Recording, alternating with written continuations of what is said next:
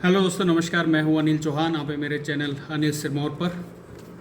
तो आज हम बात करेंगे एजुकेशन लोन से संबंधित कि आप अगर यूजी में एडमिशन लेना चाहते हैं किसी एजुकेशन इंस्टीट्यूट में तो आपको क्या क्या डॉक्यूमेंट की ज़रूरत है, एसबीआई ब्रांच में क्या क्या डॉक्यूमेंट आपको लगेंगे। यदि आप एनआईटी हमीरपुर के लिए अप्लाई कर रहे हो, बीटेक के लिए या बीआर के लिए, और तो आपको क्या क्या डॉक्यूमेंट की ज़रूरत पड़नी है, कैसे आप एजुकेशन लोन अप्लाई कर सकते हैं, क्या क्या कंडीशन है, उसके बारे में हम बात कराएंगे।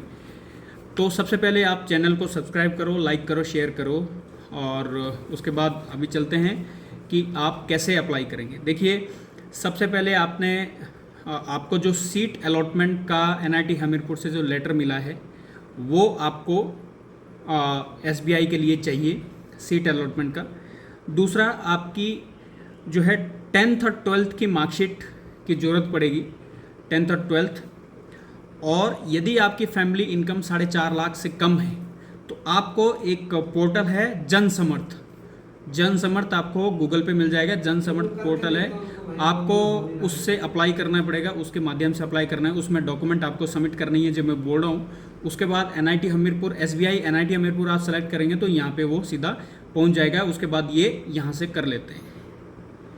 और एक है एनआईटी हमीरपुर का जो फीस स्ट्रक्चर है वो आपको चाहिए होता है इसमें कि कितनी कितनी फ़ीस है। तो जो भी आपका फ़ीस स्ट्रक्चर है वो मैं डिस्क्रिप्शन पे मैं लगा दूंगा, उसको आप ले सकते हैं वहाँ से डाउनलोड करके।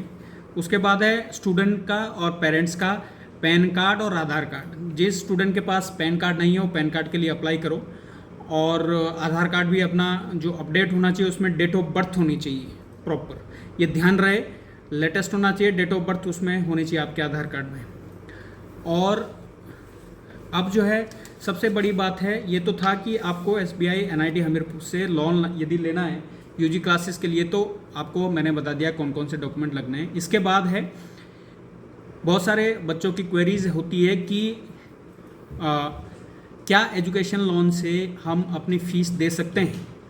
तो बिल्कुल दे सकते हैं एजुकेशन लोन से, लेकिन सबसे इम्पोर्टेंट है कि जब आप पहली बार यहाँ पे आएंगे तो पहली बार पहले सेमेस्टर की जो फीस है, चाहे वो हॉस्टल की है चाहे वो इंस्टीट्यूट की है, वो आपको अपने जेब से देनी है। ये मैं दोबारा से आपको बोल देता हूँ कि जो भी हॉस्टल की फ़ीस है चाहे इंस्टीट्यूट की फ़ीस है, लोन आपको पहले उसमें नहीं देगा।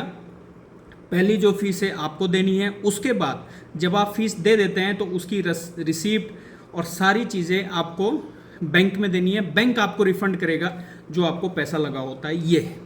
तो पहली बार जब भी आपको चाहे हॉस्टल की फ़ीस हो और चाहे इंस्टीट्यूट की फ़ीस है, वो आपको पहले अपने जेब से देनी होती है। और सभी लोग, क्योंकि बाद में यहाँ आके बोलते हैं कि हमारे पास पैसे नहीं है, ये वो नहीं है, तो पहले ही अपना प्रबंध करके आएँ। लोन आपको बाद में मिलता है, पैसे आपको पहले देने पड़ेंगे यहाँ पे किसी भी संस्थान में। तो ये है। और इसके बाद चाहे ये पीजी के लिए मैं बोल देता हूँ, जो सीसेप के थ्रू आ रहे हैं पीजी मास्टर डिग्री के लिए जो आ रहे हैं, उनको जो बाकी सेम डॉक्यूमेंट लगने हैं, लेकिन जो यूजी है, जो उन्होंने बीटेक करी है या जो बीए करी है, जो भी उन्होंने अपना यूजी का कोर्स है, उसमें सभी मार्कशीट लगनी है, डिग्री लगनी है, वो भी आपको स्टेट बैंक में सबमिट होनी है। तो ये था। और एक उनकी शायद माइग्रेशन भी लग सकती है बैंक में, लेकिन बैंक से मैंने पता किया तो उन्होंने ये चीज़ें मेरे को बताई। और चैनल को सब्सक्राइब ज़रूर करना है, शेयर भी करना है, ताकि आपकी एक दूसरे की हेल्प हो सके। Thank you very much.